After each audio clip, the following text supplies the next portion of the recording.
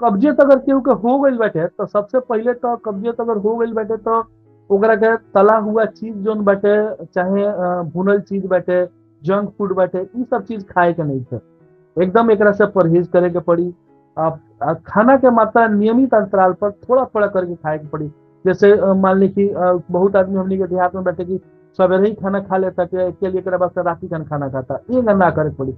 ई food habit change करे के पड़ी अपना के।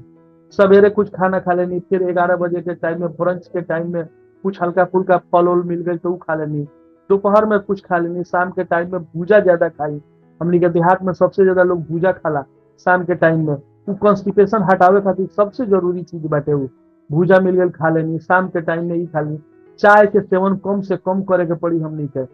चाय के सेवन देहात में खाली पेटे लोग पिए लागेला चाय, तो वो चाय से भी बचे के पड़ी कि खाली पेटे कुछ ना खाए के पड़ी।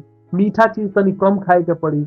ओकरा बाद से ई सब चीज जोन बाटे, सलाद के मात्रा ज्यादा लेवे के पड़ी। ई सब चीज से बचे के पड़ी, एकरे से बचल जा सकता है।